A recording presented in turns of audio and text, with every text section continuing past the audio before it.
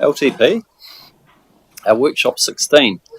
And today, probably going to feel a bit like the MC of the Royal Variety Show. I'm going to be calling on a cast of many to come and talk to different parts, because a fair bit of today is actually talking about documents that you've seen, reviewed, or that we've discussed previously.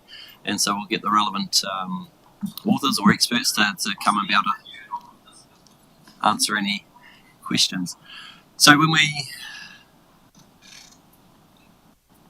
we are talking about the purpose of today's workshop, it is around wanting to check the documents that you've seen. Ultimately, it's about wanting to be comfortable with the documents for the material that's going to audit. As indicated when we sent out the last lot of pre-reading at the end of last week, we indicated we didn't intend to go page by page, because as you will appreciate, that would take us a very long time with the size of some of those documents. Where we think relevant, we do on some of the slides identify some of the key changes, but essentially we're looking for you to sort of lead us as to any bits that you particularly want to raise, question or comment on. And so there's a range of things that we'll be stepping through, conscious that some of the documents that you're going to be talking about today, ones you received prior to Christmas, some have been more recent, last week, and we're aware we've sent some documents to you both yesterday and this morning. Certainly the ones we sent to you this morning, we're not expecting you to have done your review on, but we'll just signal some of the things in there, and again there'll be a window of time for some feedback on that. But essentially we're asking two key questions as we go through each of these today. The first is, do these documents reflect what you would be comfortable adopting on the 6th of March? That ultimately is the key thing that we're aiming for. They should be a reflection of discussions that we've had to date and feedback that you've provided. And then obviously we are in the process of preparing documents for audit, and for those of you who've been able to identify some changes, or we're asking the question, are there any changes that need to be made before we provide those onto audit? And so we're in that do stage of the triangle there in terms of the work that we're going through.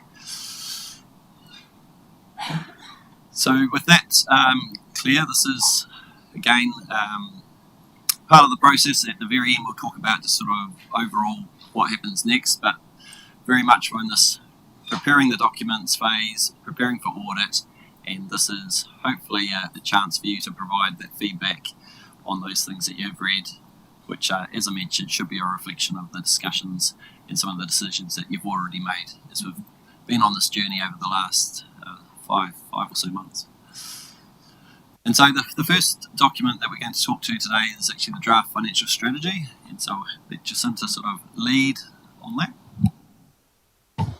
Thank you. So in terms of financial strategy, those are concepts that we started right at the beginning with and have touched on it at every point through the workshops, really, in terms of where you are comfortable in terms of rates, capital and borrowings.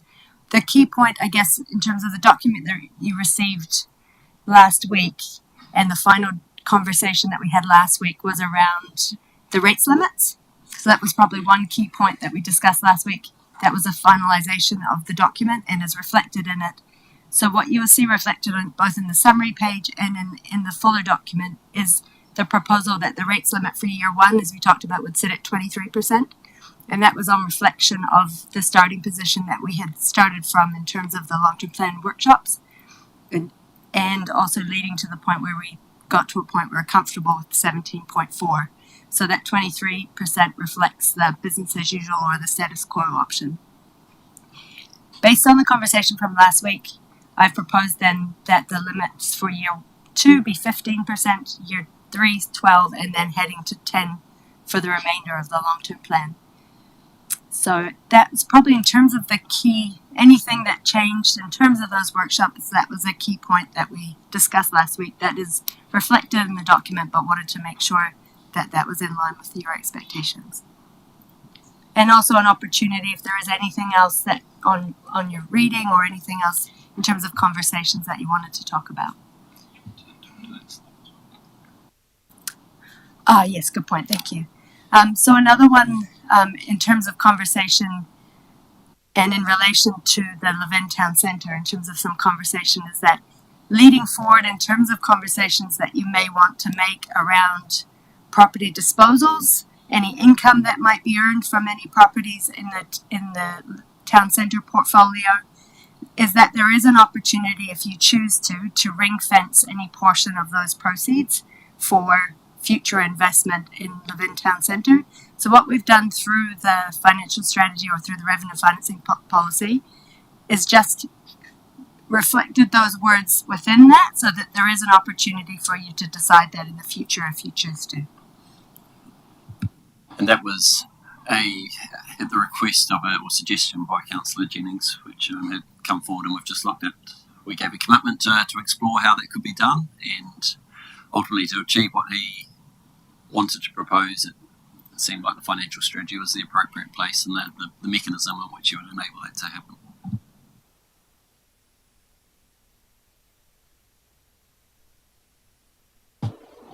So this is the point. If there's any questions, comments on the financial strategy, now's the time to have them. Or if anyone wants to get in early and say they're comfortable and haven't identified any changes, that would be great too.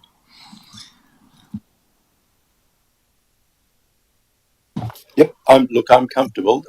Did you want to steer the Levin Town Centre thing? Did you want that discussed now? Is that the intention? Yep. No, look, I'm very comfortable with that idea. It was an issue identified at an earlier workshop suggested by Councillor Jennings, and to me it makes perfect sense, and there's a sense of fairness about it too in terms of the people of Levin. If we're selling their property, that they get the direct benefit of that.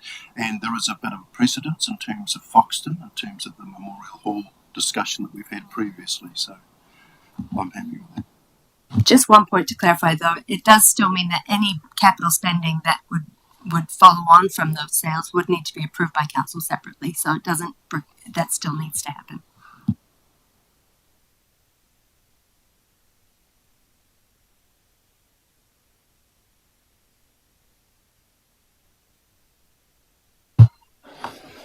I was just looking at the tables in there about the rates increases over the next 20 years.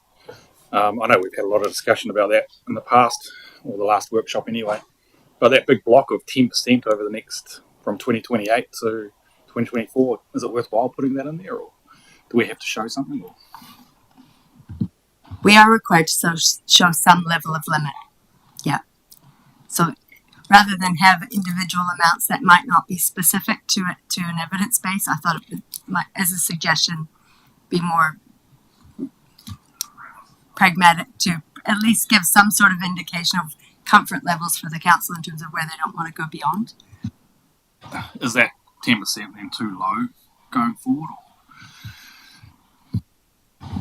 Based on the plans that are at the moment, it signals that it isn't. But of course, that is subject to change, and we have to be regularly reviewing it. But you're right, that at this stage, it looks like it's absolutely reasonable, but no doubt will change given changing patterns in terms of spending and the economy. There's no sort of disclaimer or note about that in the document anywhere, is there? About that, this is what's modelled to date, but however it may change in the future.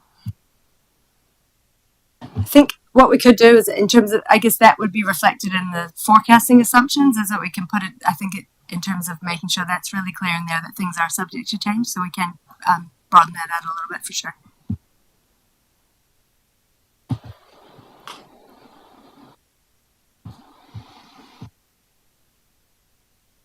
Yeah, hi Jacinta. I just wanted to make a comment around the financial strategy around the minimising our debt part, our limits. We say in there that we're proposing to maintain our debt limit. I wonder, is that a strong enough signal, and it shouldn't be that we will maintain our debt limit at that? Or are we leaving it open? Does that leave us open to change? Thanks, Councillor Tamihana. I think the reason proposing is because we're going up for consultation with the community, and that we are, as a council, proposing to the community that we're going to keep it the same. If that was then the case, that following consultation, then we would amend those wording to be, it will be.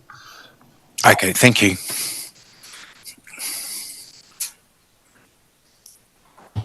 So just in reply to your question, guys, like Councillor Allen, I'm he didn't say it, but I will, uncomfortably comfortable because of the numbers, of course. But we know that acknowledging the challenges that are getting to those numbers and the lack of any movement around that, it's going to be pretty tough. But again, we need to tell that story. In terms of the town centre, yeah, I certainly support that proposal. I think that's a good proposal.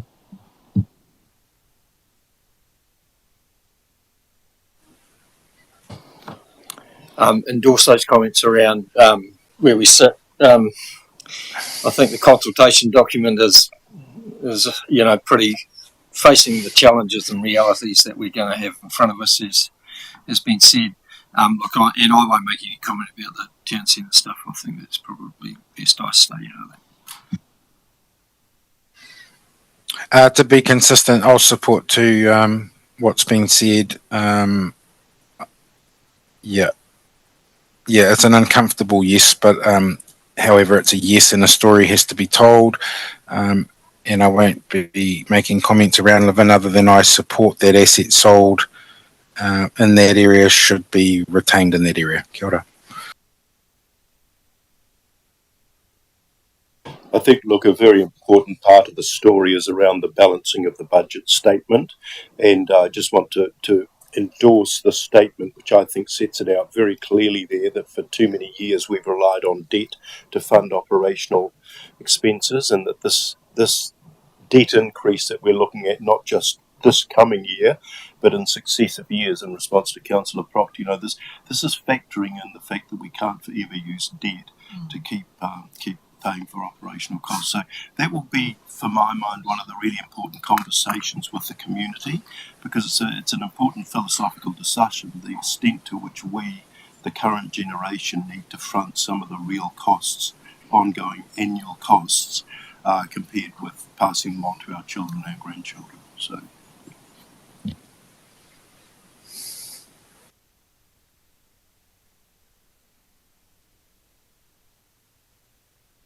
Any other comments on financial strategy? Okay, well, thank you. Thank you, Jacinta and your team, for work on that. As we move on to talking the draft infrastructure strategy, and Rob will just join me at the table in Daniel's absence. Today will feel a little bit bitsy at times. There'll be some documents that you have a strong view about, or you've read more thoroughly, or that you have picked things up in, and there'll be others that are more important to someone else. So just ask that you bear with us. This is a really important step of our process, just going through, just checking in that we've captured, I guess, the conversations that have gone on. We're reflecting those things. And we finish, after having gone through the documents and some more rating information, we do finish with a couple of bits around the consultation document, where again we've just tried to pick up on some of the feedback that we've got from last week as well, and how we look to take that forward into the design narrative. So, infrastructure strategy, I've had a good presentation on that from Daniel last week. Got into the detail of that. Daniel's away, and so we're grateful to have Rob here with us, and open now to, don't anticipate going back over obviously what was shared last week. You've since had a chance to look at the document. Thank you for those of you who have noted a couple of changes, or where we had used some wrong numbers, particularly in the population. But happy to obviously take any questions, comments on the draft infrastructure strategy. Probably the one bit of reassurance I wanted to give elected members was that Daniel and the team have been working on what is the consequence and impact of a $40 million capital program for the first 2 years of the long-term plan, and the intent is that we'll bring the capital project steering group forward a week early, just so that there is sufficient time for us to take elected members through the detail of that, so that if there is any allergic reaction, or that's we need to shift that, or you don't like how we may have prioritised a project to get to the 40 million cap, that we've got time to amend that ahead of us bringing the final long-term plan supporting documentation to Council on the 6th of March. So there's been some good work done, but we just do want to make sure that the thinking inside the organisation about how we manage that $40 million cap aligns with elected members' expectations. Particularly, some of those projects you gave very clear direction on as we built those activity statements.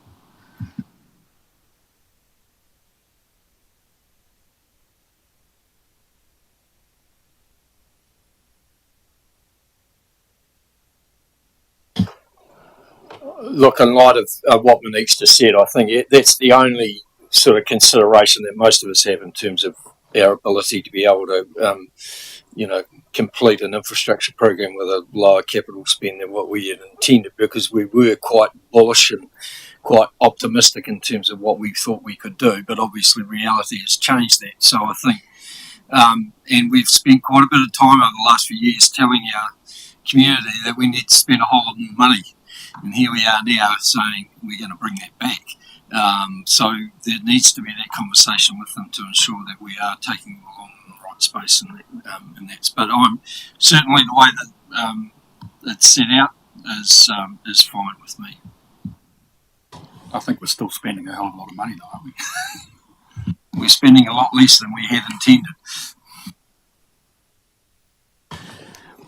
Just, I suppose, on this sort of infrastructure, I guess looking to our cousins further south, I guess that's the consequence of not having an adequate capital expenditure when, especially infrastructure expenditure, especially when you're looking at water and stuff. And I think if you actually frame that up to a reasonable story, it's probably not a hard sale if you look at the consequences of not doing something that's sort of reasonably adequate. So it's there's a practical example at play, I suppose, as we speak.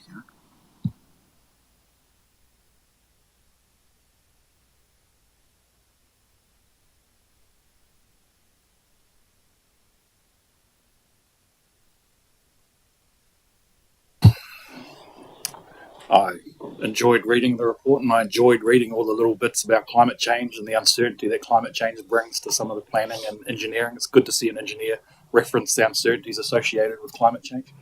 Pity Councillor Jennings is not here.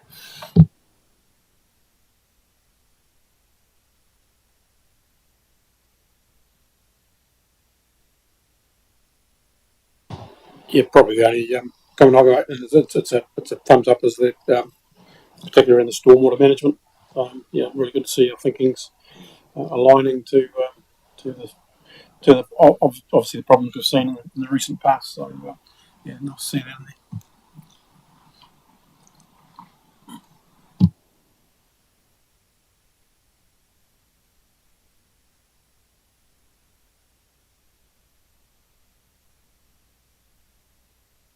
No one else?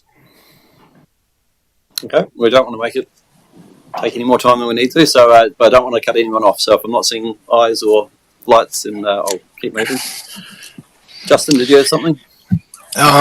Yeah, I'm sort of comfortable, but then I struggle a little bit when I look at those figures and I see such a large proportion of money going to one project, and I do wonder whether there was any wiggle room or any postponement works in that space. 18.5 mil, it's a hell of a lot of money.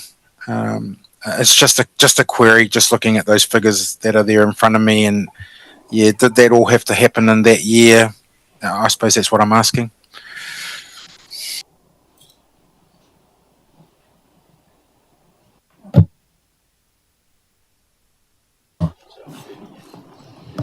Years. Yes. Councillor Tamahira, thank you for your question.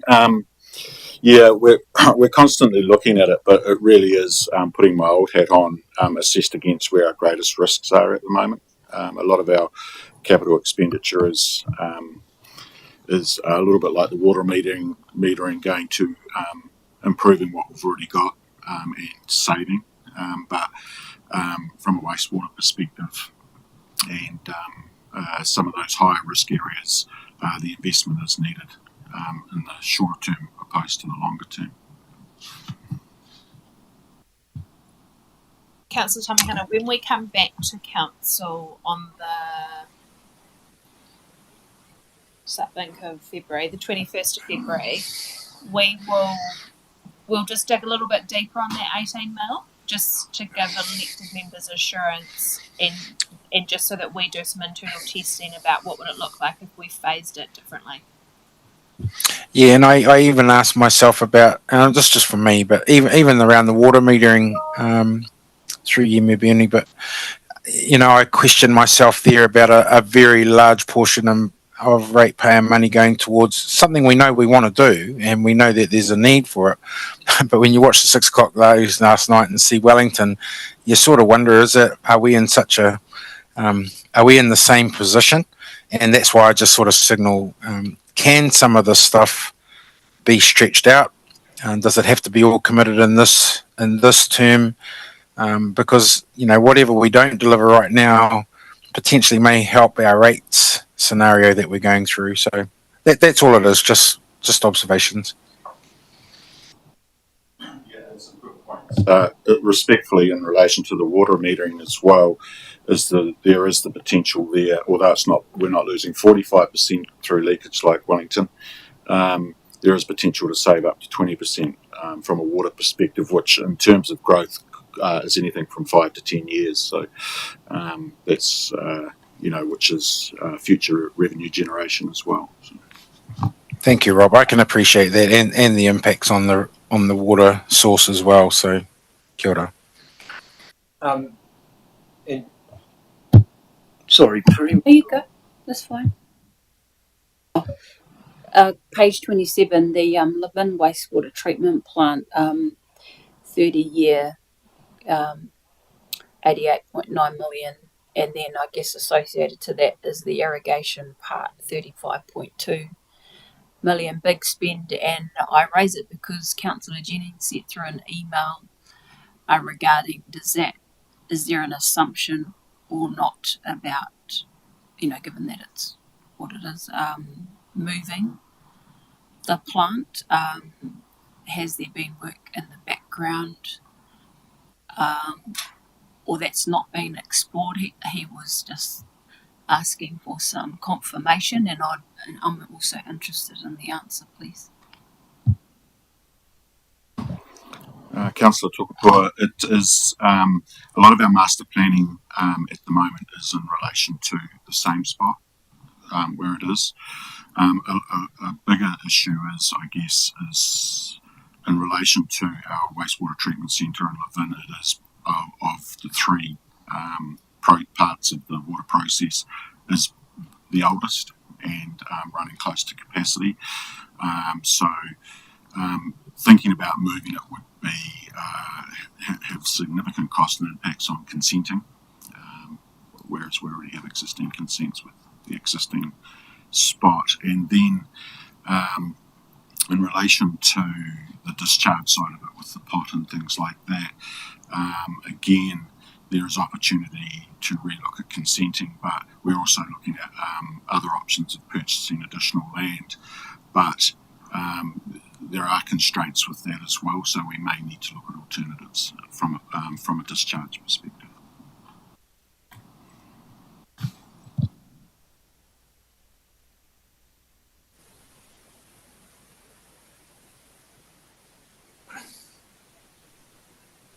Okay, well, thank you.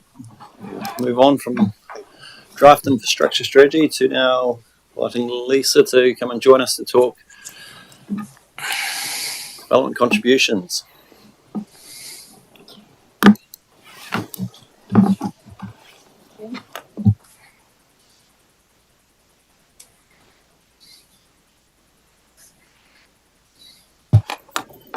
Good afternoon, Council. So you would have received the draft policy before Christmas there for your review. And it was obviously workshop last week with you.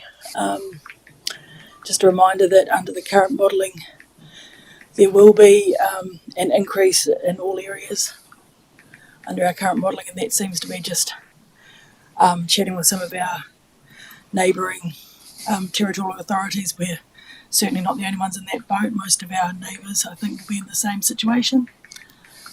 We are still awaiting feedback from our iwi partners with regarding the provisions that we need to include in the policy to meet our requirements to include the Te Ture Whenua Māori Act provisions, and whether you may recall from the first workshop that we did that could include providing additional support for papakainga, some sort of a mission there or other activities on Māori land. But when we have that feedback, we'll incorporate it into the document.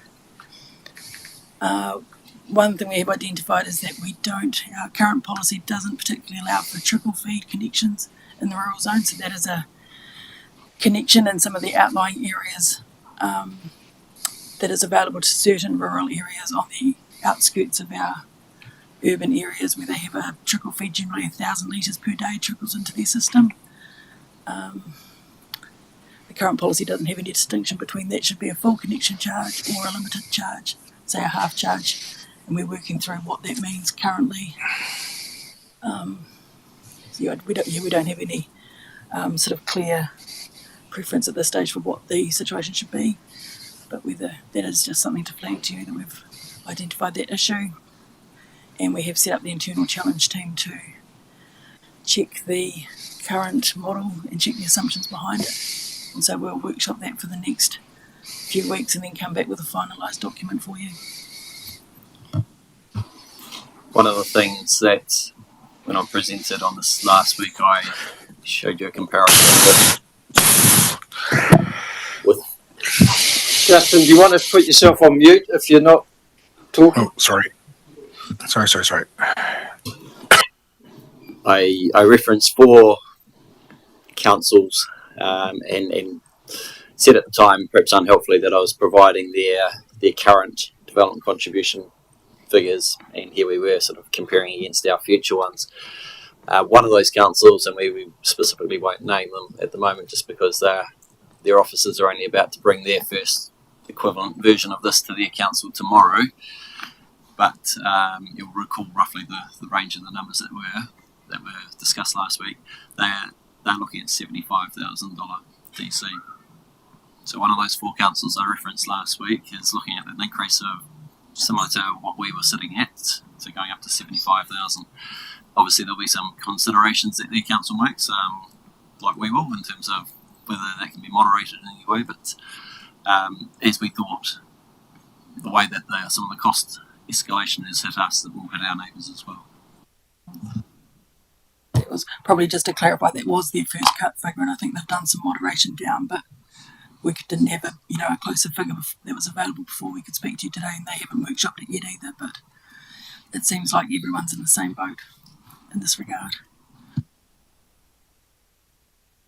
So putting aside the numbers, which we've obviously said are likely to change a little bit as we just go through that process, and then there will still be that final step where we confirm the capital program, which will potentially change that a little bit as well. But in terms of the policy itself, in terms of some of those changes that were identified, and admittedly a couple of things which have come up that we'll still just need to iron out, is there a level of comfort which we have that we've captured what's been raised and discussed to date, and is there anything that you feel we need to change before we continue to provide those to audit?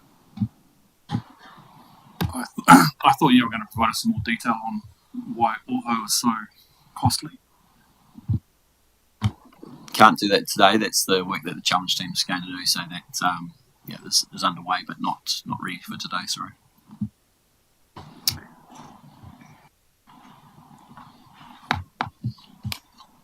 I did raise this before. I wonder if the challenge team might consider, or maybe I just have an offline session because I'm not comfortable with I'd much prefer more infill in the medium density zones than sprawl, and using rural lands for, in terms of the productivity. I know we have soil, classes 1 to 9, I get all of that, but I just think this is where the infrastructure is, and we don't have to necessarily put any new stuff out in those parts if we get most people building in the places where the infrastructure exists. So, basic example is a reasonable size section, and they take one house off and put 2 or maybe 3 small townhouses. There's I'd like to see more of that, because we know that the 1-2 bedroom units are in short supply. We've got an older population that need to downsize and things like that. I don't have to go over stuff, but when you crank it up to say double just to develop, that's quite off-putting for someone that is only wanting to do this on a small scale. They're not massive developers, I'm not saying that they can afford it and these ones can't, but I'm just trying to settle my own comfortability around this being too off-putting, and then that stuff ceases when we actually want more of that rather than the other. That's all. So just to respond, obviously we took away from last week's discussion to explore that possibility of maybe bringing in a way in which maybe the lot size influences the calculation for some of those aspects, whether it be the stormwater or the reserves, for instance. So that is something which we've committed to looking at, which is one way in which you could achieve potentially what you're wanting to say, whereas you might say a smaller lot size doesn't pay the same level of DC as a larger or a greenfield site. And all I would just remind, and this will come down to whether as a council that's you're comfortable with, that you've incentivised one area or one type of development over another, is just to continue to see it as that balloon. If we squeeze a bit here to maybe soften the financial pressure, that bit sort of bulges out somewhere else, and so someone else ends up basically potentially going a bit higher than what's there. So we've obviously said we expect those to all sort of go down a little bit as we just do that final bit. If we're squeezing something quite significantly, it might mean something pushes out further. I guess. No. Oh. But I mean, if they are 1 bedrooms, which will attract the older person, effectively they're not putting a hang of a lot of pressure on existing infrastructure. There was a connection, and now there just might be one more. There's got to be some relief, not so, but I just don't accept that, that squeezing you mentioned necessarily bulges, because those, period, they're massive.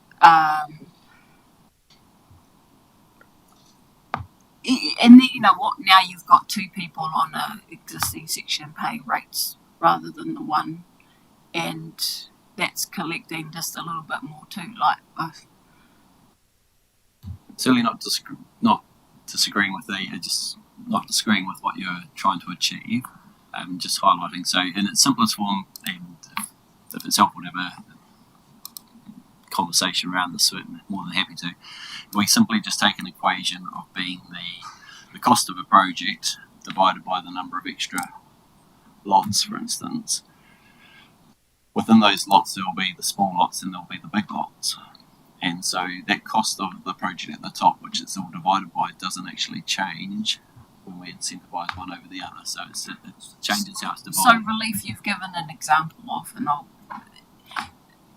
part of that cost factors in like your playground, nearby playground, 800 metres away or whatever, it's a shared thing for all of the community.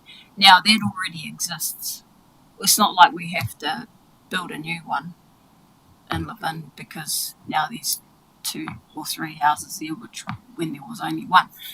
So that can be relieved, surely. I'm not asking for the ridiculous things. I would just remind you that the number that the project cost that we divide the yield by is essentially the growth component. So it is basically what we're anticipating, whether it exists now or whether it's needed for the future. It's the growth component that is divided. So Sally, what you're trying to achieve isn't uncommon, and as I say, I was just merely trying to point out the fact that we previously signalled that maybe numbers all might go down a bit once we've done some moderating. If we do drop something significantly to potentially incentivise it or make it easier, there is the possibility that the corresponding number might go up. Is there anything you want to add? Yeah, I'll just add, the current policy does allow for a remission of 50% for a one-bedroom dwelling as well, so that is already provided for. So if you've got someone building on a granny flat or a one-bedroom house for a family member, there is already a 50% reduction for that. So that is, yeah.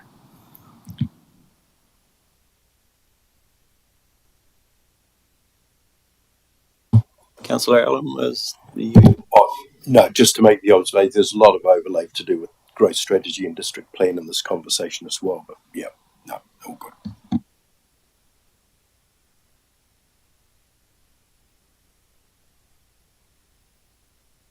So just to flesh that out, it was very cryptic.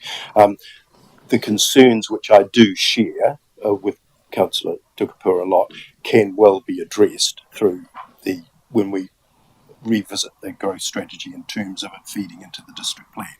And that's when we can have really powerful conversations about the preservation of the elite soils and so on. Yeah. David, does the streamlined housing policy have any impact on this, or does it sort of these completely separate? treated no differently currently.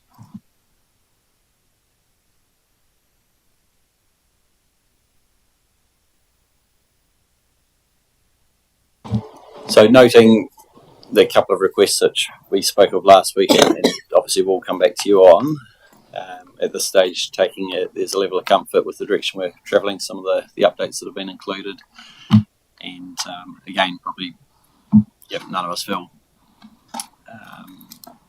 we'll note and feel I guess the increase that's at this stage is proposed. David, I'm sorry to jump in so late. I will make a comment.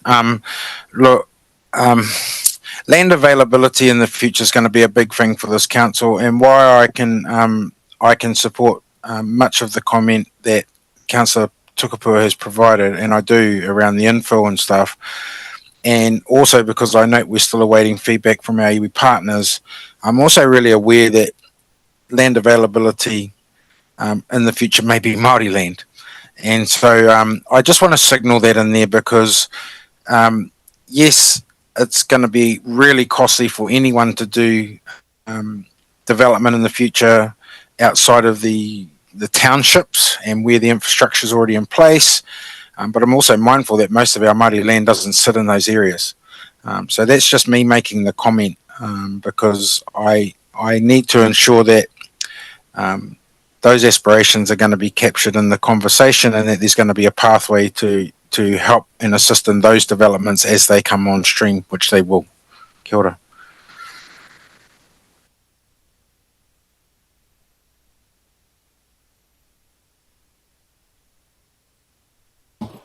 All right, thank you, Lisa.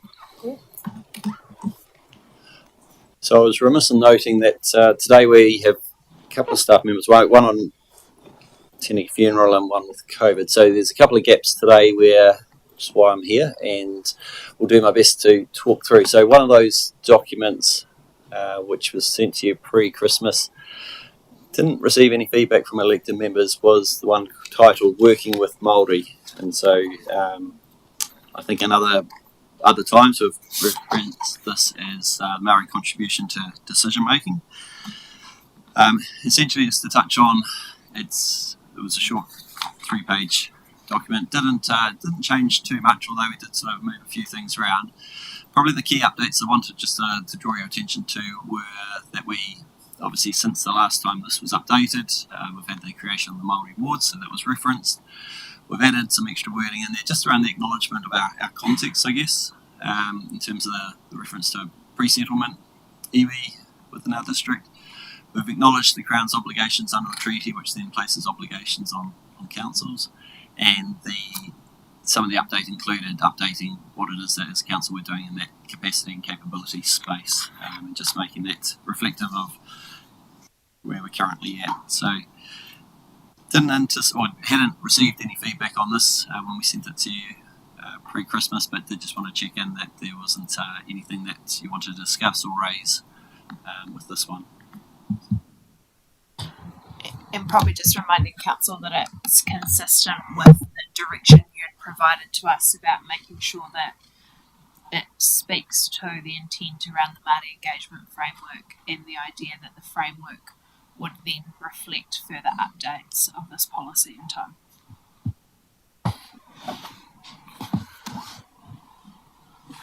I do remember reading this before Christmas. There was everything's okay. It's the bit at the end about the capacity and capability building. I don't know, does that quite gel with working with Māori when we start talking about what you're doing internally in the organisation? Funnily enough, I had a similar thought. Where I perhaps found myself justifying it was that the context we framed it, which is that we acknowledge that as a council we're on a journey, that for us to be able to work with Māori, we actually need to sort of be probably moving into a different space and continue to advance ourselves as well. So I ended up feeling comfortable with it being in there, and that it was probably an important part of the context for, I guess, as an organisation, we are trying to set ourselves up in a way which then we can obviously lean more into that space and be more effective in terms of how we operate. Maybe it's just rewording the title then rather than capacity and capability building, just something around what council's doing internally or something. Happy to take that on board.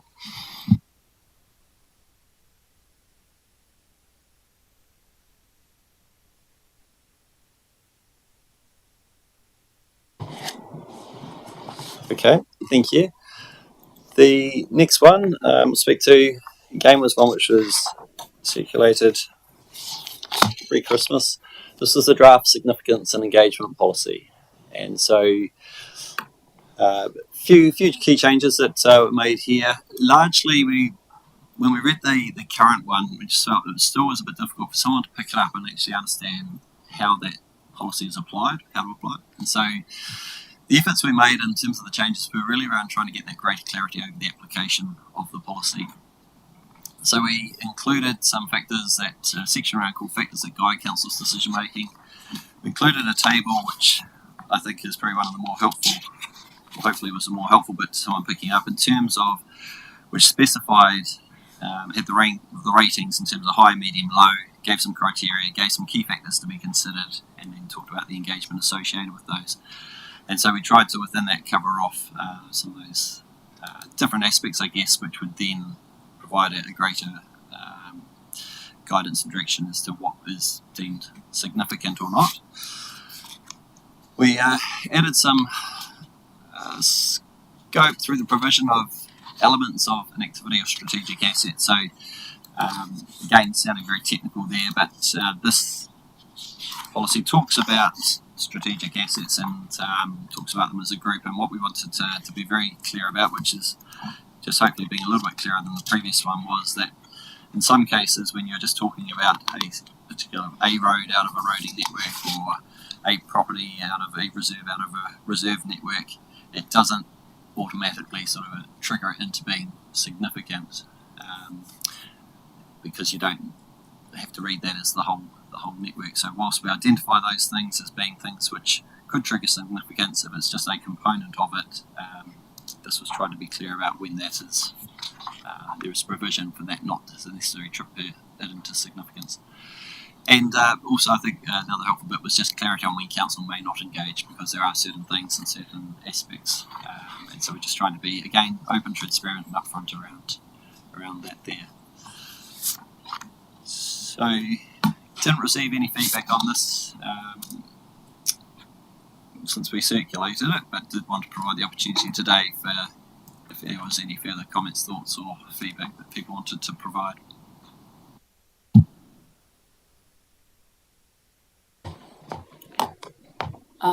So the current or existing policy, when I first read that, I thought it was, like you said, or you didn't use the word messy, but it was how do we apply that? Like, it's a little bit ambiguous in places. So the new version, though, I haven't got through it all, and I'm very interested in taking a closer look, like I will be for the remissions policy. But I guess a recent example where the significance engagement policy was raised was around the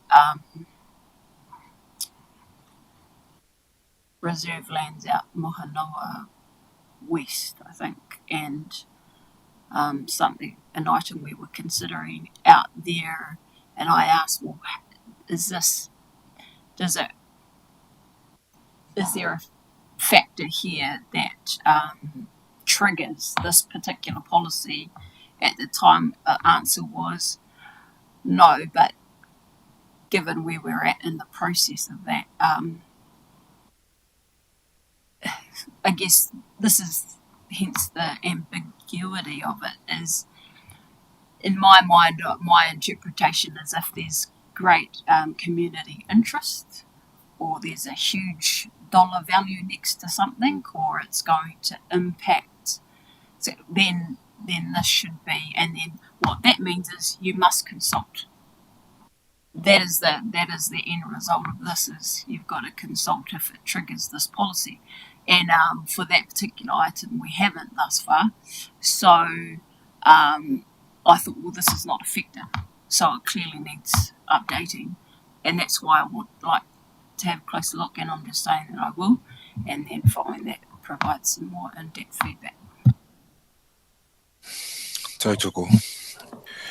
Actually, I applaud your efforts in trying to make this clearer, David, because it's not an easy, it's a very subjective thing. And I suppose what I'll be looking for in the future is when we get to that council meeting and says this is not significant or this is significant, I'll be looking for some explanation as to why, how that was applied.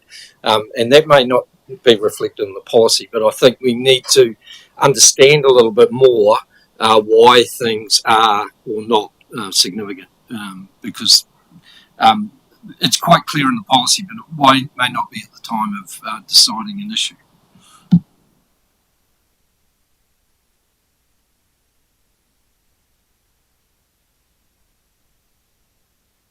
Okay, thank you. That's again helpful comments and feedback. So we now move into a rating update. So back to Jacinta. Just you. Thank you. So, in terms of the rating update, we're going to recap on what we discussed last week. And apologies to those of you that are online, I will email through the document, but I've left in front of you a list of examples that you will receive today. They're not specifically to discuss today, but it's often good just to give context in terms of the decisions and what they mean in terms of properties. So, what I hope to cover today were just to reconfirm all of the decisions or recommendations that you've made in terms of rating policy and what that means for the long-term plan consultation. So in terms of solid waste, we've got 3 targeted rates, 1 for the landfill rate, 1 for recycling, and 1 to cover all other costs. And I've given you an indication in there what that rate looks like. Also in regards to the Te Awahu Foxton Community Board rate, we had some conversation about the level of the rate. I've since done some more work. The difference in terms of the higher rate and what we're proposing today, which is $48 plus GST, is a difference in terms of assumptions around overheads. So you did ask me to go and do some work around what those overheads could be. So we've done that, and that is what's proposed, and we'll work through that in a minute. And as well around economic development rate. So I'll just talk through them all individually. One of the key items that we talked about last week is around the requirement in the Local Government Act, or Local Government Rating Act, that fixed charges, excluding those that relate to water and wastewater, can be no more than 30%. What we also clarified with Simpson Grierson around that rate, because it's really important we get that exactly right, is even where those rates, for example, the Economic Development rate and the Te Awahu Foxton Community Board rate, even though they are not applied to the whole district, because they are uniform and don't have a differential, they need to be factored into that 30%. So that's currently sitting at 34%. So that's something we can't go forward with. And the key reason why that's moved for us is we've always been close to it, but the change with the solid waste rate to being a differentiated rate to being one that is a fixed charge has driven most of that change. So last week we talked about some options, and really what we're proposing today, and something that I talked about, is there needs to be some level of transfer of what's currently sitting within the representation and governance rate, which is a fixed charge, into the general rate for that to be to get us below 30%. What we've got to in terms of a proposal is to get it to 29.6. We've stretched it, I think, as far as it could possibly go in terms of that fixed rate. Any other options that I can think Councillor Jennings raised this last time available to you are to change what your thoughts were within the aquatics library rates. Those are significant rates, and that is a big decision to make and would have a significant impact. So at this stage, that's what's recommended in terms of shifting about half of the representation and governance into the general rate to make sure that we stay below the 30% limit. Before I move on, does anyone have any comments they wanted to make on that? Okay, we'll move forward and feel free to touch on it at the end. We've talked about this one in detail, the solid waste rate, the fact that there will be 3. In the examples that you've got on your pages, you'll see what that means for some of the example properties. And again, just highlighting the key change for some of our district will be the recycling rate, and that will be for those properties that are currently receiving that rate, receiving the service, but are currently not in the urban area. So those are the ones that will see that change, is where they are deemed to be receiving it currently, they will start to be charged a recycling rate of approximately $144. And just reconfirming as well that because it is a rate, what we define as that service area will need to stay as that service area for the whole rating year. So just that's 2 key points in terms of that solid waste rate. The Te Awa Foxton Community Board rate, that again will be charged to everyone that is within the electoral voting area that was able to vote for that community board rate. So that's how that's being defined, and that sits at $55 per SUIP or per property. And in your examples that you'll see as well, you'll see that reflected in some of the Foxton beach area or some of the Foxton areas increasing in terms of what their rates are. The economic development targeted rate, just clarifying in terms of the messaging that makes up approximately 75% of the economic development spending that's covered by this rate. And that's planned to be a capital value based rate. And it needs to be a capital value based rate because we are so limited in terms of that room with the fixed charge.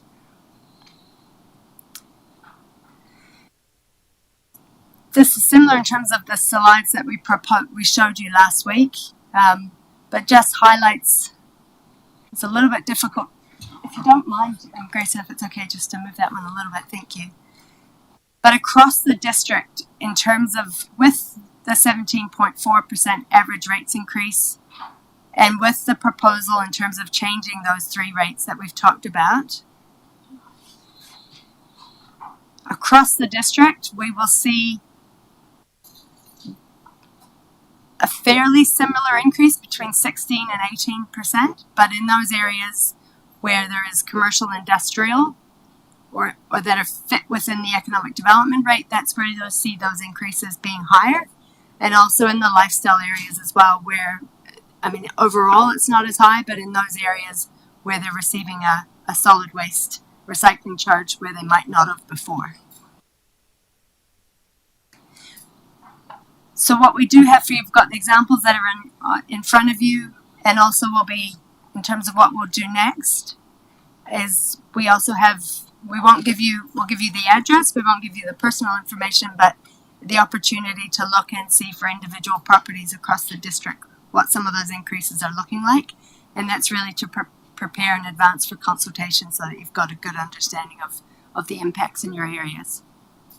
So we'll load that into the portal this afternoon or evening, or first thing in the morning it will be there, and we'll make sure you know about it. The other thing as well, the last thing is around rates for emissions. So when we came to you before Christmas with the rates for emission policy, it was requested that that policy, in terms of the consultation that we'd be through, stay on the table and be consulted on as part of the long-term plan instead. The key reason for that was around the level of rates for emission that the council's budgeted for. So we have $660,000 worth of rates for emissions that we've signed off this year. Currently in the budget for next year is $630,000, but noting that that will increase in terms of the requests because we do have rates increasing for all of the areas that we're providing remissions for. So at the moment, it seemed like there was an appetite around the table to look at some form of cap. So Councillor Tukapo and I are due to have a catch up next week. We've got some work done to propose which areas potentially could be capped. So what we would look to do is propose to you, come back at the next time we have our workshop and let you know, based on the rates and what potential ones could be capped and which ones couldn't be, the proposal in terms of what that might look like to stay within the $630,000 budget that we've got for rates for emissions in the long-term plan. In regards to the rates for emission, does that fit in line with expectations? Hopefully it does, in terms of what you're expecting to see next. Okay, cool.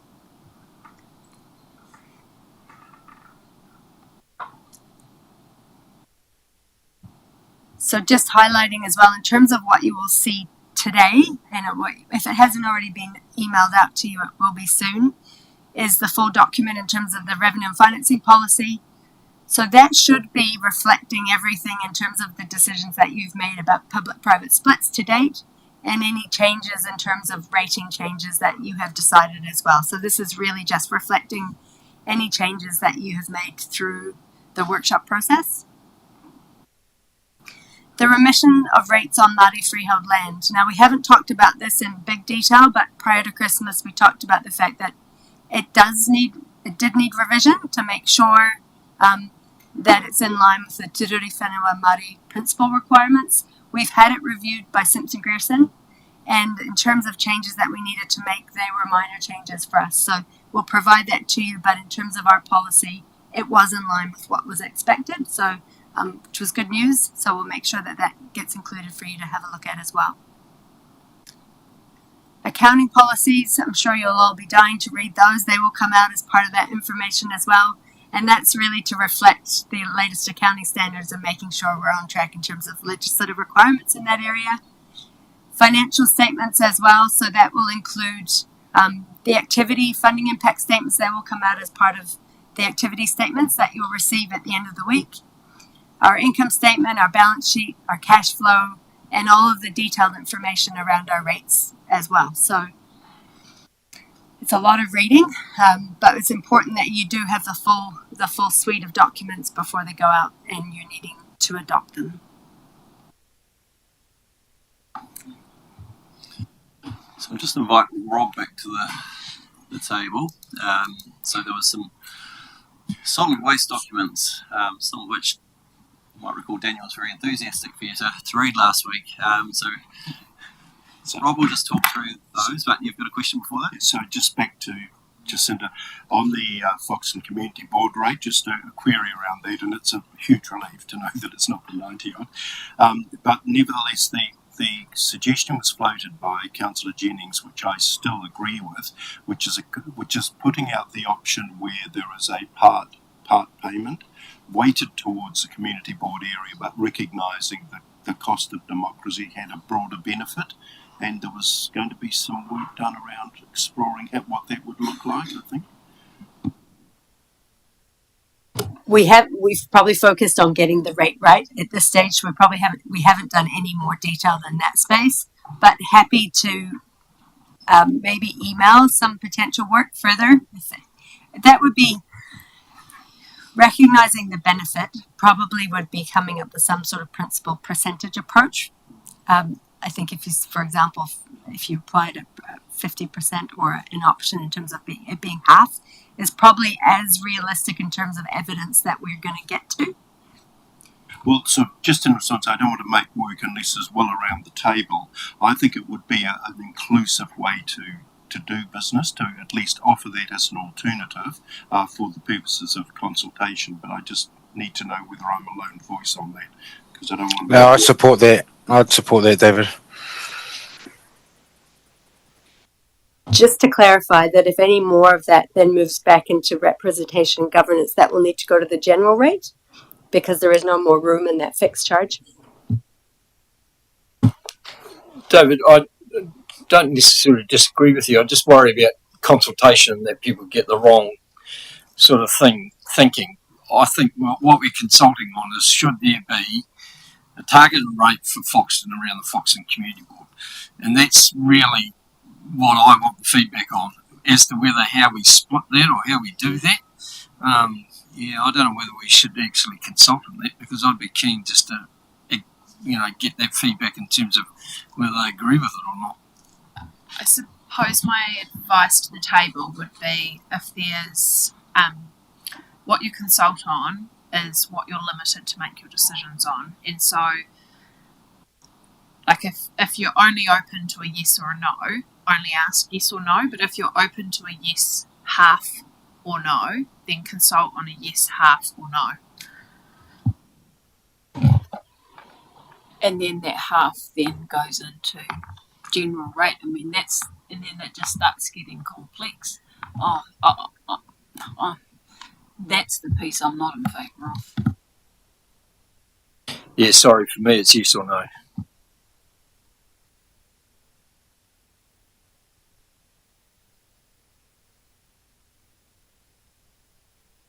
So the resolution of council in December was that we consult on the establishment of a targeted rate.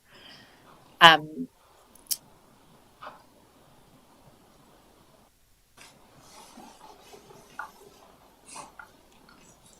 just trying to think through that, because there might not be consensus. You may not be able to give direction through this workshop, so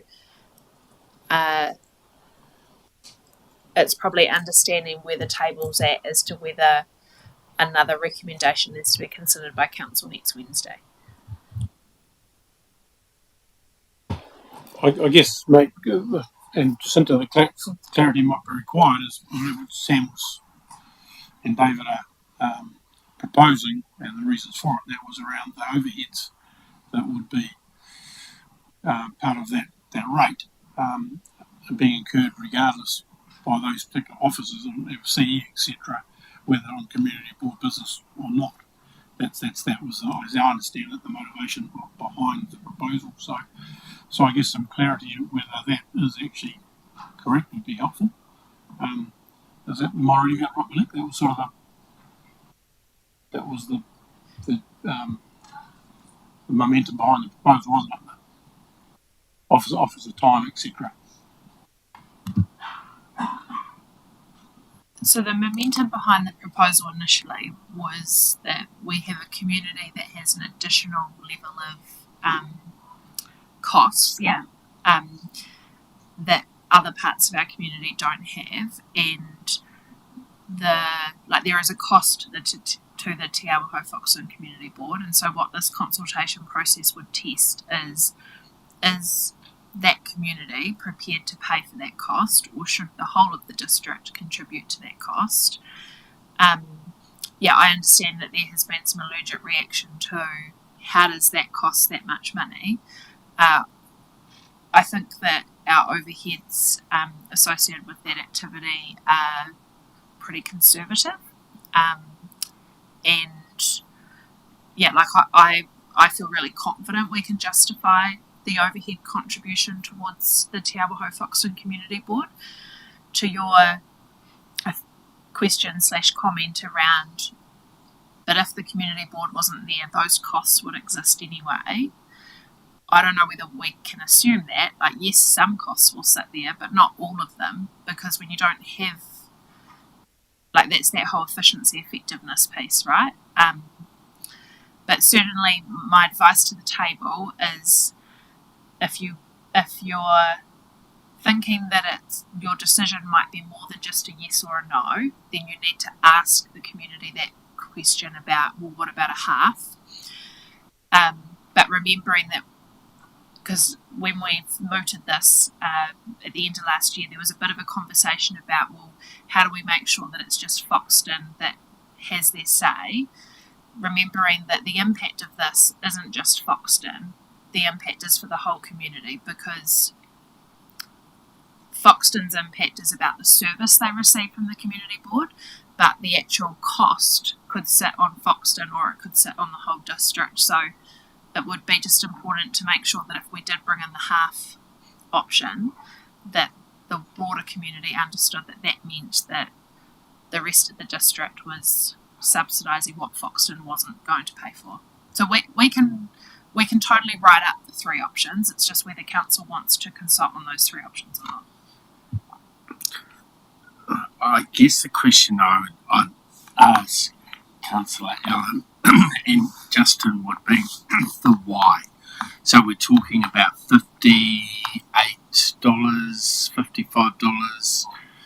If we gave 50%, we're actually only talking about $25. And I think when we think about the momentum behind this was essentially a user pay scenario, which is kind of what we've looked at with the DC contributions. The users of that service pay for that infrastructure or contribute towards that infrastructure. And a whole lot of our other service and fee type scenarios have been focused on that. And for me, this is about the Foxton community, the electoral community, essentially paying for the additional representation that they enjoy and the costs that are associated with that, versus the whole district covering that additional representation that the wider district do not have. Yeah, I totally agree, and I think there's no question that that's the motivation behind the user pay thing. I guess the question that comes down to the part of that that's been discussed is the true cost of that.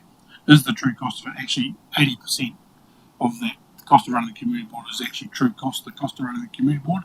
Is there a 20% component that would be there regardless of whether we get a community board or not? And I guess that's the question being asked that we're searching the answers for. It might be an 80-20. If it's an 80-20, you'd argue, is it semantics? Is it really?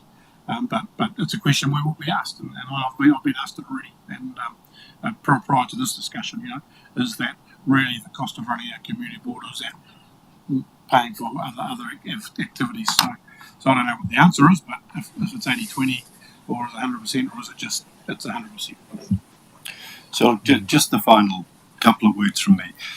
We can put to bed the cost factor in terms of the $90, which is the thing that sparked this discussion initially by Councillor Jennings.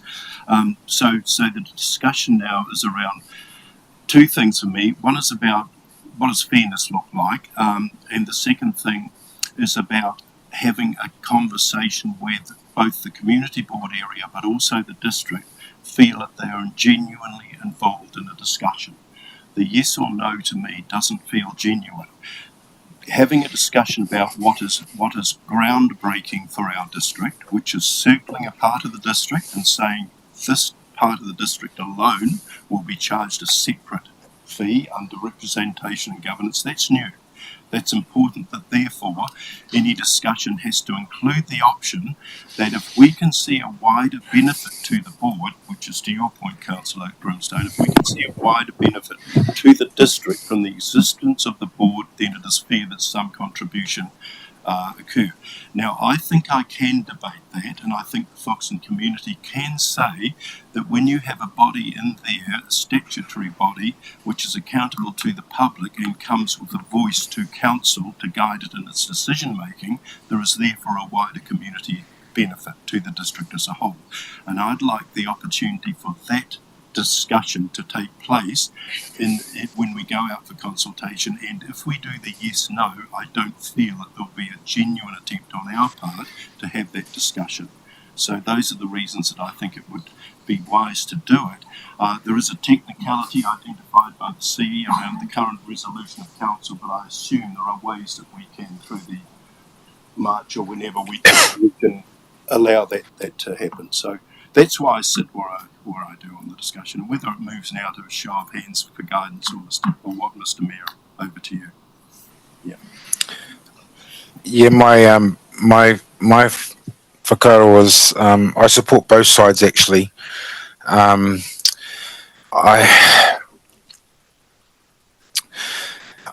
initially supported David as well because I'm like David. I don't think the yes and no gives us the direction that we really want, and I feel like we're going to end up going out once we get a yes or a no to consultation again about what the next stage is going to be, and we just go on and on and on. I'm also mindful that I've heard members of other communities that may look to want to have their own community board, and that's, you know, that may be something that other communities signal in this consultation they'd like to see as well as, and we don't provide a platform for that in this consultation. But there, you know, we're all quite aware that there are others that have murmured that conversation. And then I'm also mindful that the district benefits anyway from whatever happens over here in Foxton. And what I mean by that is this council has had the luxury of managing an endowment fund. And the endowment fund has supported many aspirations and assets that this now council own or oversee. And so I don't see winners or losers in this. I just see we need to find a balance.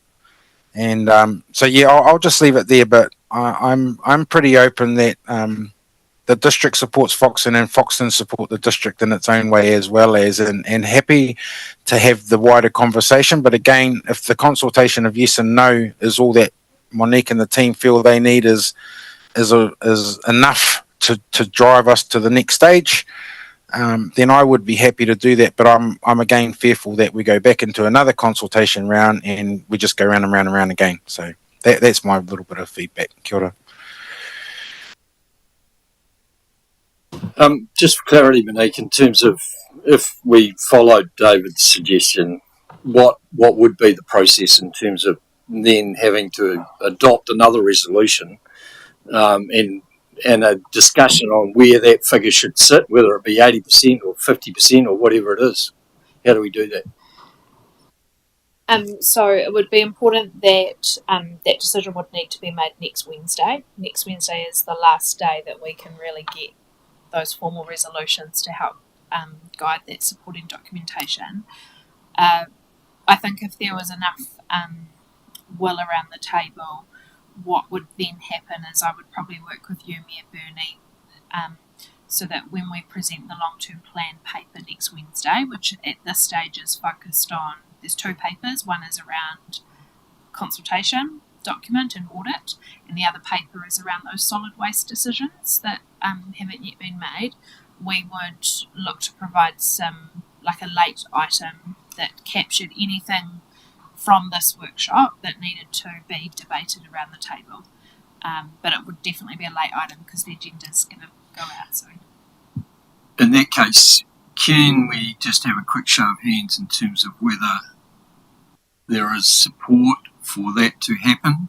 So those that are in general favour of wanting to have a discussion about whether we change it from yes or no to a percentage of covered by the whole district as a target rate.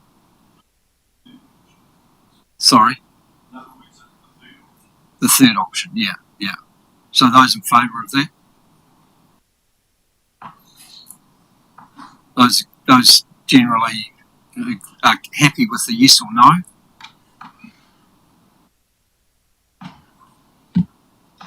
Seems like a pretty clear consensus that yes or no is the leave it as it is. But well, that's not. I've got Sam's proxy vote as well.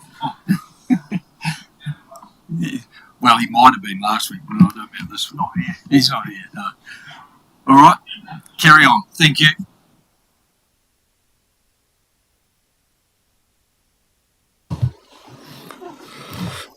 Back again. My apologies for bombarding you with these three documents in the last month or two. Obviously, the draft waste assessment and the draft waste management and minimisation documents are up for renewal as they have a life of a 6-year period. We gave the waste assessment prior to Christmas, which is probably not a great time to give it to anyone in respect to reading the material. However, in relation to those two documents, we're just looking today, because we are presenting them next week to Council for endorsement of more feedback if needed. But if there's anything, we just wanted to make sure today that we're touching base, we're on the right track with those documents, or if anyone thinks that we need to have missed anything or want to change anything or have any points of interest.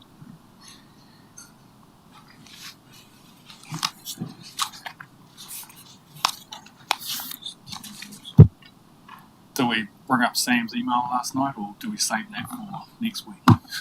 Is this part of this discussion or another discussion? Yeah, it is the consultation document. Yeah.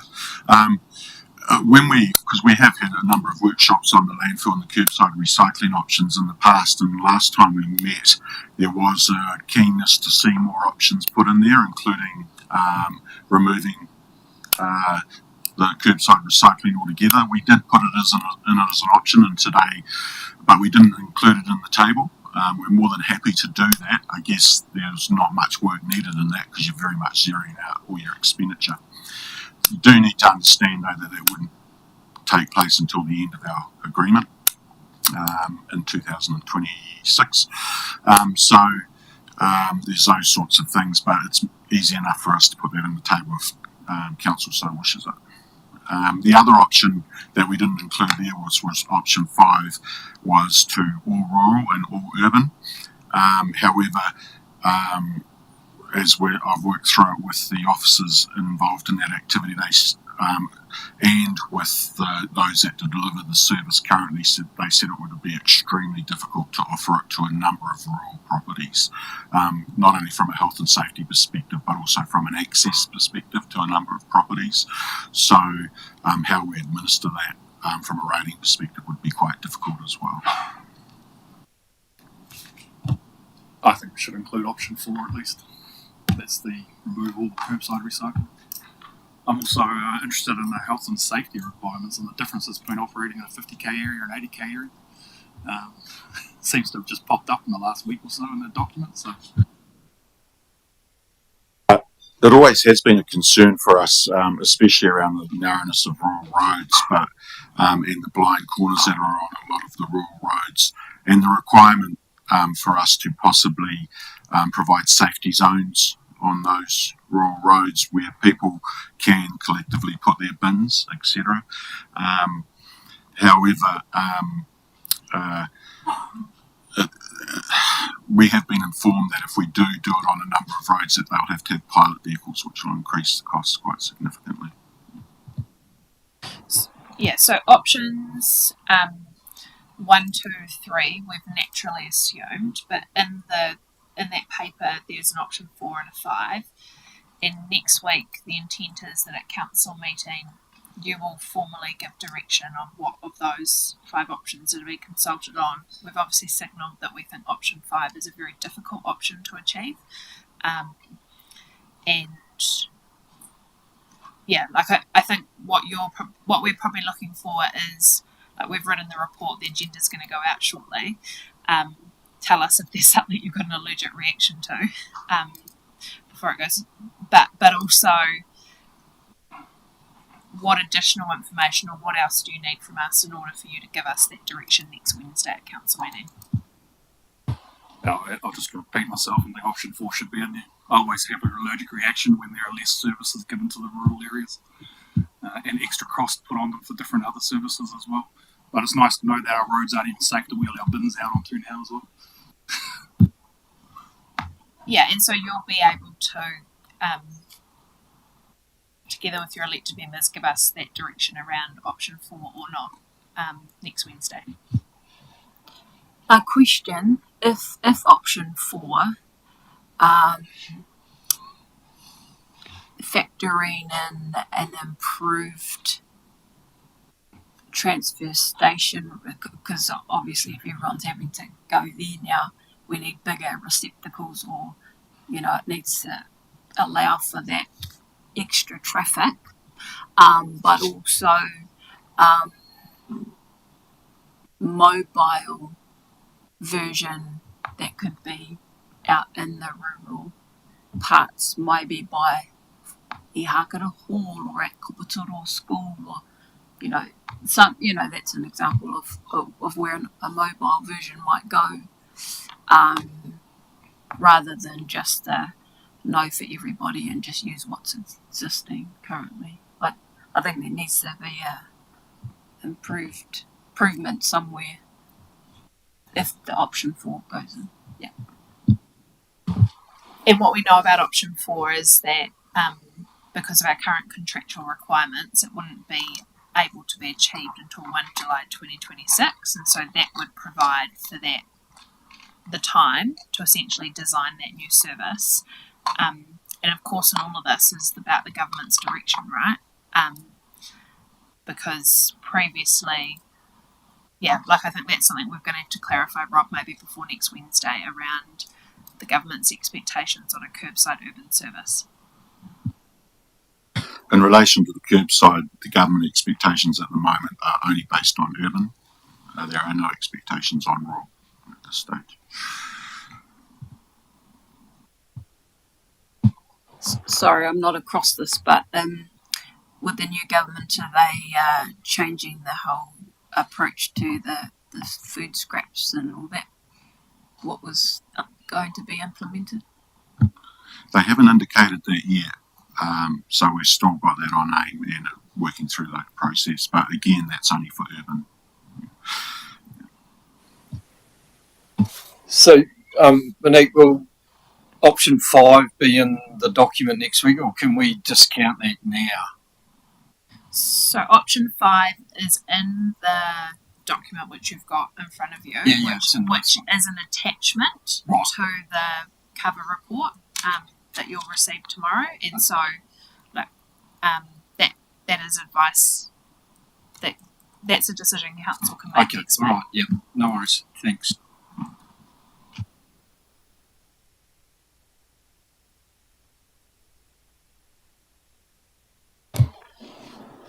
So, what's the direction on option 4, included or not? No? Okay.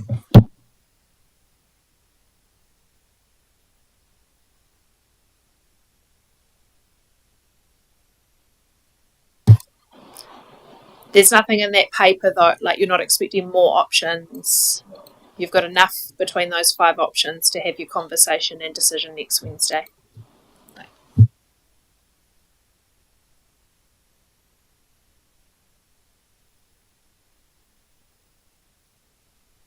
Thank you.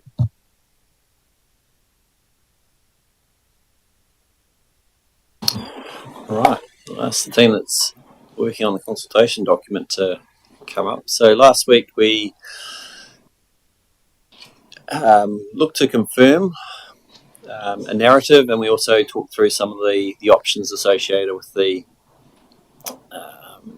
topics that we were consulting on, and that provided some really helpful feedback. And part of that was around the tone, some of the phrasing that we used, and so the team have been working on that. So in a moment we just want to take you through some of that phrasing that we'd used previously, and I guess it started in including in the documentation around focusing on the basics, around what can we live without. You gave us some feedback on that around just changing that. So that had been started to become a bit integral to the documents that we're working on. So we're now reflected on that, and we'll look to put forward a couple of other suggestions which, if there's something in there that you support, would then look to replace that, and that would be sort of the feature and the headline for the documents. The team will talk through the updated narrative, and then there's some design concepts that we just want to introduce, and really looking for a steer on the design, so that as we get busy in terms of starting to consolidate the consultation document and then write and design that up, we're comfortable that we're on the track that you want us to be heading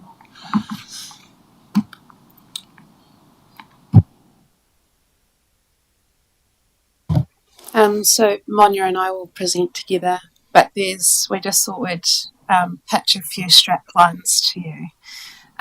It's really important that we get consensus over this, because in a nutshell this wraps up the whole LTP, and it may be the only thing that some members of our community might read in the LTP. So I suppose just getting a feel for any guidance from you around your choice in the three strap lines above: tough decisions or tough times, tough decisions, tackling tough times together, challenging times, challenging choices. Yeah, do you want to start? So, Monique did share these with me yesterday. My choice was number 3. The last 3 appealed to me.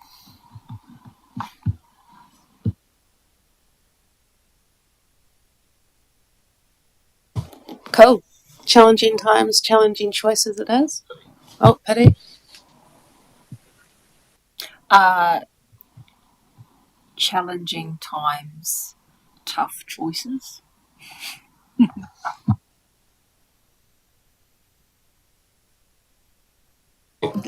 The challenging idea. Yeah.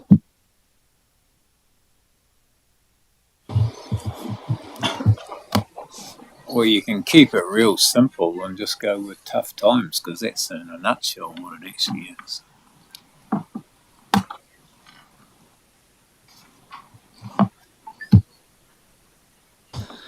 Yeah, I'd be challenging times. I'm also for challenging times. Okay, I feel like we've got consensus. Yeah, cool, we can move on. Monia will just take you through the narrative. Sorry. I was just going to say, I like the last one, but I would like something that references that we're doing it together. You know, challenging times, challenging decisions together. We have to do it, or I don't know, something. I think we kind of decided that wasn't a great idea to be show too much empathy with the fact that we're just raising costs on everyone.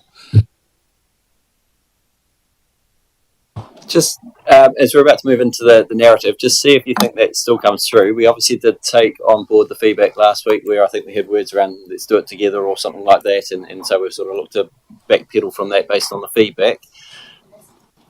And as you go through, as we step you through this now, just see whether you still sort of feel at the end of it, we obviously didn't know which one of these you were going to choose, and there might be places where we still look to weave a couple of these words in.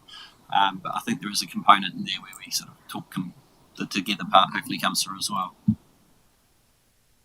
So which slides are we looking at? Next 5 slides or next single slide? Or It is a one-pager in the portal, but it is across the next 5 slides. The way that I'd probably encourage you to look at it, and I think it'll be helpful if someone reads it out, is like if you're stuck in an elevator with someone, sitting at a cafe, having a coffee, at the milking shed, at the marae, like in view of reading this, or you're talking about the LTP, does it tell the story? yes. I think it's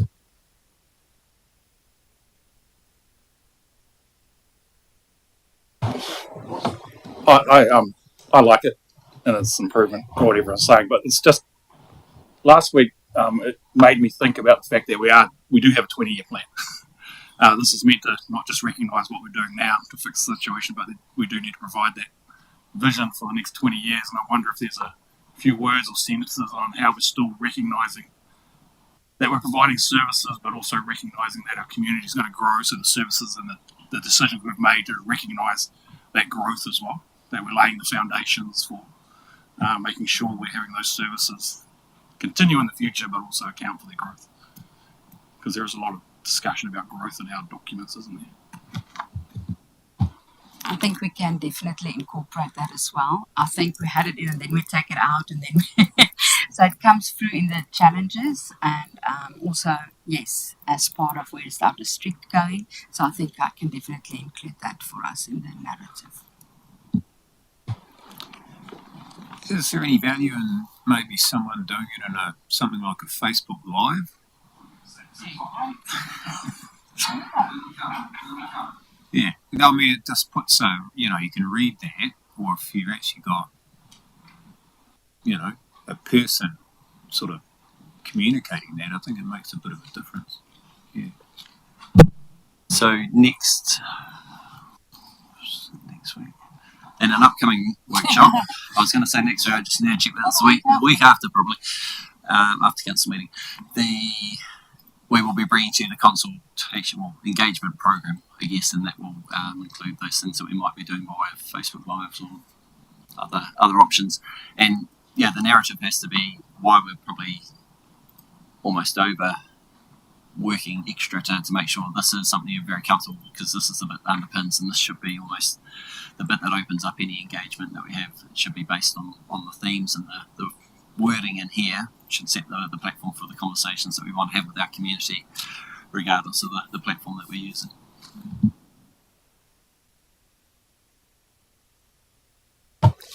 Would you like us to read the narrative out, or is everyone happy with the direction that we're taking? Cool. Okay. So had a bit of feedback on the design, and I think we're in a pretty good place now. We've got 2 concepts for you. Probably not looking for you to choose, but just give any feedback if you've got it. This takes the triangle shape, which alludes to the looking forward, looking backwards and into the future sort of element of the previous design. Just a few colourways here as well. How it might be used throughout the document with infographics and incorporating some of the illustrations we've done internally to help soften some of the messaging that might be in the copy itself. So if you've got any feedback on this is the first concept. The second concept is a little bit softer. We'll use aspirational images of our community in place with each other, doing things that show growth, show the vibrancy of the community in both concepts.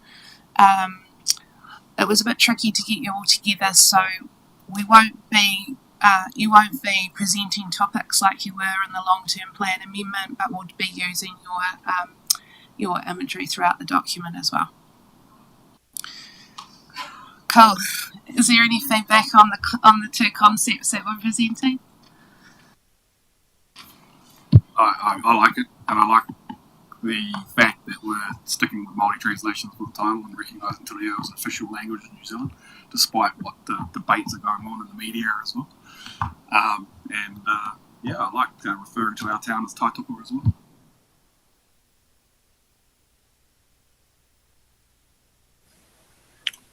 I like it all but the Taitoko.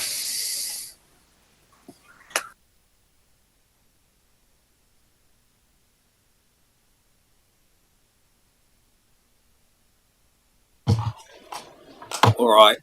I think we should swap the 2 things around.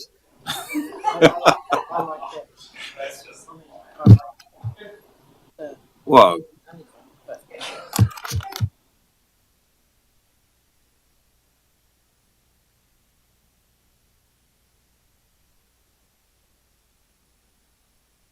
It was vague. I actually meant this should put the English and then the Maori translation in the same size letters.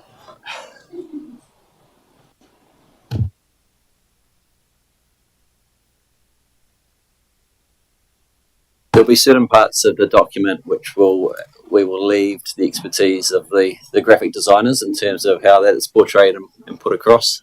That may extend to how the titles are portrayed in the document, but that's been, I think, we aren't sensing any allergic reaction to where the designs evolve to. This is obviously the document which we want you to own when it's and be confident and comfortable with when it's out there. It does form the basis for most people's way of penetrating what is the LTP supporting information. This is how they sort of get their sense of what's important and what we're asking. But we've tried to, I think, both reflect be conscious of, I guess, the story we're having to tell, but obviously equally want someone to be interested enough to pick it up as well.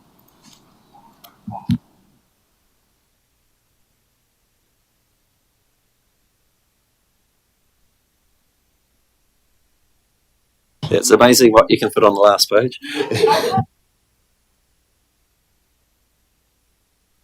Yeah, as David alluded to, we'll provide you with a comms plan similar to the one that we did for the long-term plan amendment. But I will say that we'd really like to be a bit more deliberate about involving our youth and involving our youth council or youth voice in this long-term plan. So anticipate us asking you to do things like going to school assemblies and stuff like that, just to talk about the long-term plan and to gauge the views of our young people. So that will be part of the comms plan that you can feed into the next time we see you. And with that, you can anticipate there'll be a range of opportunities as well. We know that some of you have different commitments. You also have pretty different preferences to how you might engage, so there will be a mixture of things there, and we obviously hope that we can find something which allows all the members to be there, fronting in a way which for most will hopefully be comfortable. There might be moments where you are doing something slightly uncomfortable, but it's an important conversation to be having, and we obviously want to be making sure we are connecting with as much of our community as possible. Super keen to put my hand up and present at schools if you're looking for someone. Thank you. Awesome. Okay, so that's been a pretty bitsy but very important part of the process, going through all those documents. Obviously there's a few more that you've been told are arriving today, and there is opportunities that we need for feedback. I'll just step through a couple of slides and covering off where we're at, just reminding ourselves. So the big picture looks like this. We're still in this essentially moving into, it is actually February tomorrow, where we are preparing those documents and consultation documents, supporting information, and obviously February is essentially finalising those documents, where March becomes adoption and going into consultation, May hearings, deliberations, and then final decisions and final audit in June. So just what does the next few steps look like? Obviously there'll be some documents that you're receiving, or that some of you have indicated you haven't quite finalised your feedback that you want to perhaps provide to us. We are looking for that in the next couple of days. The reason for that is that we have Audit New Zealand arriving on Monday, the day before Waitangi Day, to start the audit of the long-term plan information. We're quite conscious that we've got the council meeting next week, and as C's indicated, there's a council agenda coming out which contains 2 LTP related reports. The one which we've just spent a few minutes talking about being the waste documents, and looking for decisions on there, and hopefully you'll also appreciate the connection between the decisions you make on that. We're having to sort of keep it as a bit of a placeholder at the moment. In the consultation document we can't write what those options are and things until we get that decision. And then there is the paper that's seeking the agreement to an unaudited LTP consultation document. We had the conversation last week, you gave great direction. I was just really conscious that when we communicated this to you last week, we communicated things in a particular way, which was based on our understanding that audit are coming, they were auditing the supporting information. This week they've done one of those things where they provide some wording which really covers themselves, and basically because the legislation hasn't changed and they're coming and doing their audit now under the old legislation essentially, what you'll see in the wording I'm about to show you in a moment is probably a very blatant way to create quite a separation between the fact that they're doing this audit now. So it basically signals that, I'll let you read it, but essentially take comfort from the fact they're looking at the same information. Just what they're saying is that it's all focused towards the final LTP opinion as opposed to the consultation document. So I'll let you read that, and then we can talk.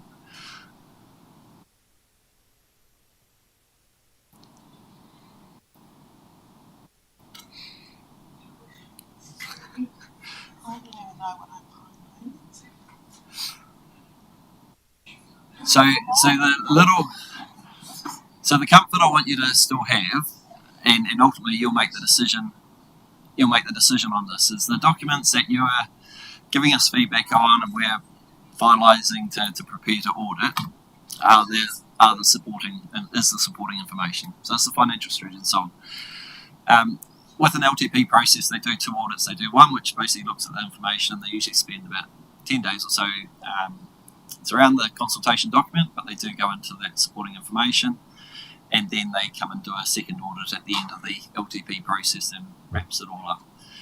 As indicated last week, they said by not doing your consultation document, you'll save $10,000 to $15,000, and so that would suggest that they're still, because they're here for that length of time, they are still looking at all those other documents. But what they are being very careful to do is to basically say, well, that doesn't mean we're doing them in relation to your consultation document. So I was conscious that we basically communicated things, and based on our understanding last week, this has come yesterday. Jacinta's had the pleasure of talking to Clint.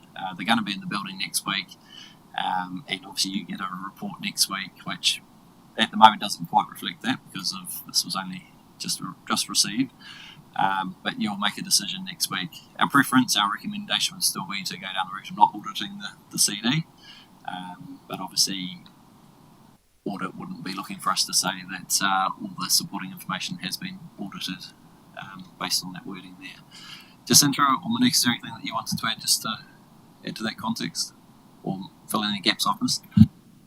Other than maybe just to reference that there has been mention of another mechanism that OAG are currently seeking advice on that would provide additional layer of assurance for councils, but when we've tested that, it doesn't sound like that mechanism will be available any time prior to the new legislation being introduced into the House, which isn't until February. So, yeah, I think the question that Council needs to ask itself next Wednesday when it makes the decision is, what do you have to lose in having the consultation document audited, other than the obvious financial, the 10 to 15k and of course staff time, but then on the flip side, what do you have to gain in having the consultation document audited? Just for transparency, Monique, with Clint in the building, is it worth him fronting the council meeting next week to explain this? Because, I mean, it's clear as mud to me. I don't have a clue what he's trying to get at, to be honest. You'll have charges for that too, probably, yeah. Well, it won't necessarily be him in the building, it's his team. Oh, okay. Yeah, we consider, I'm sure he But I mean, will something like this be included in the report that we get anyway? No, because we finalised the report before we got this. Okay. But we will speak to it. Speak to it. Yeah, okay, and that's why we wanted to make sure we brought it to your understood. Yeah, I mean, just so that it's recorded somewhere that we have considered what they've said. That's all. I think if there was, obviously last week you gave us a direction, and we've started planning and working towards that. If we were sensing a complete U-turn on that, it does have some significant implications on the team in terms of what we now need to rapidly organise.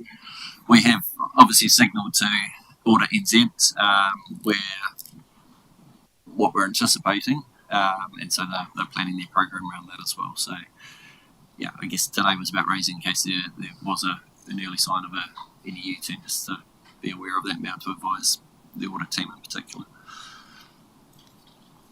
So we'll move past next Wednesday with a couple of decisions will be made that will obviously allow us to advance some of those pieces of work as well.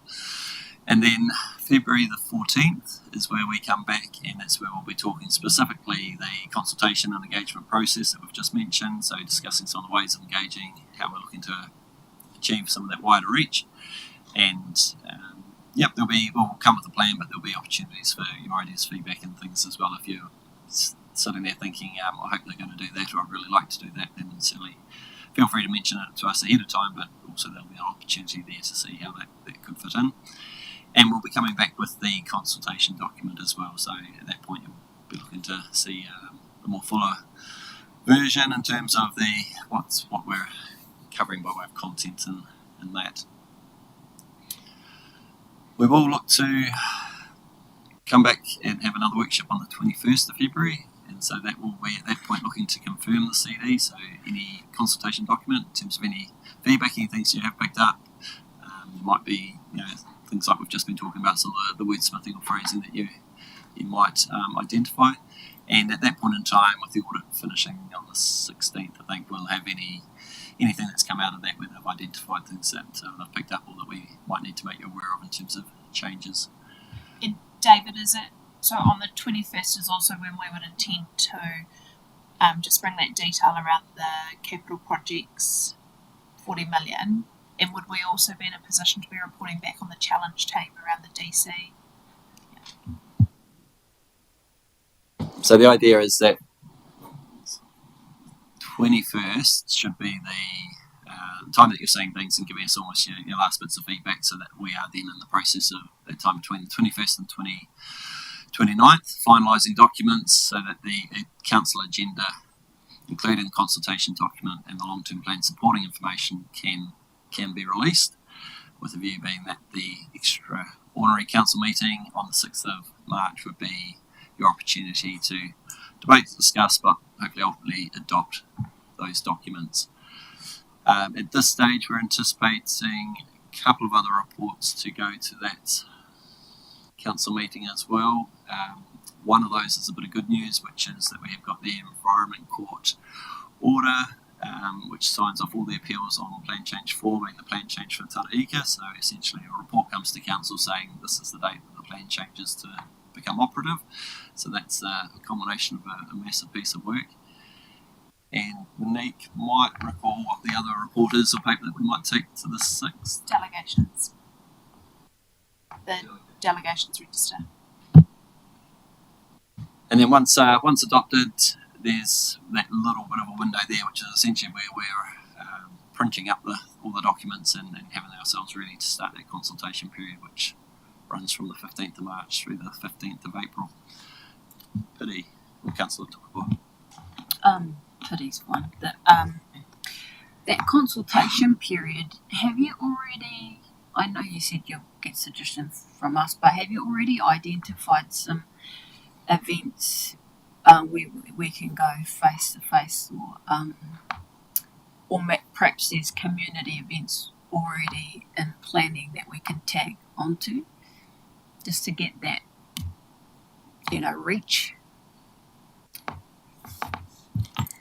We haven't really started on specific events, but we are taking everything into consideration. Also that it's school holidays and over the Easter period, so it's quite a difficult time as well. So, but we're having a discussion with some of the other teams to see what plans they also have in place and how we can hook onto it as well. So we will carefully plan it. Oh, and go. I heard Just going to say, we often, with these processes, end out in the community at this point in time, and there do tend to be a few different events around this, the Easter Fair being one of those, and things that we've attended in the past. So there's a few, occasionally catch the end of us, we've done school galas and things as well. So though this consultation period is, we sort of set that based on the LTP program, but then we do look at the events that are happening and work out which ones provide an appropriate forum or platform where we might be able to engage, and how that sort of sits with other events and other engagement processes that we have as well. Yeah, spreading ourselves across the district too. But I wondered if you could promote more the couple with a counsellor, just get a bit more of a lift on that, so there's more and new people turning up and making the most of the opportunity to question an elected member or clarification. Funnily enough, I think people are going to be quite interested in talking to elected members about this LTP. So we will obviously create a range of opportunities, but I suspect we might not have to advertise too much for people to actually be quite interested to come and voice their opinions. So that is the end of the presentation today. Thank you for bearing with us as we step through those things. Thank you for those of you who have obviously been wading through those documents, and appreciate there's still a few more to come. For some of you, the exciting part is the bit that's still to come, which is where you do get to debate it and then obviously go out and be talking to the community about it. And then obviously a bit later on, some of you will enjoy the listening to the submitters and making those decisions. And as we've talked about, challenging times, challenging choices. So start getting that in your head, and that's going to become pretty familiar. But look, really appreciate engagement earlier in the legacy outcomes workshop, and then again your attention and time this afternoon. As stuff or documents come to you, don't feel, or please feel that you can reach out to the officers too if there's questions or you want to dive into something a little bit deeper. We appreciate that we're sort of taking up your time on Wednesdays, but sometimes you might be reading something, have a question, have something, rather than feel it has to wait till the following Wednesday. We're at that stage now, particularly with the documents, we'd much rather sort of answer a quick question or an email which allows you to sort of move on or confirm your feedback, rather than feeling that sort of you have to wait and then we sort of delay things as well. Chief Executive, anything else? No, not on LTP, other than just we've got obviously a council agenda going out this afternoon for next Wednesday, which includes a public report around the Foxton War Memorial Hall, as per some of that correspondence we've provided to you earlier today, as well as some long-term plan stuff and very exciting governance documentation. Any questions about the agenda, just contact us. Conscious that obviously with Waitangi Day, there's kind of that extra day taken out of the cycle. So please don't hesitate to contact me on that day if you're preparing for decision making on Wednesday.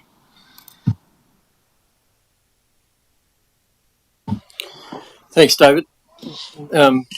Appreciate that we've taken another step along the journey, and I think all the pre-reading that was, despite it being 440 pages or whatever it was, proved worthwhile in terms of ensuring that today's gone really smoothly. So really appreciate the work that everyone's done in making sure that that was able to happen. Thank you.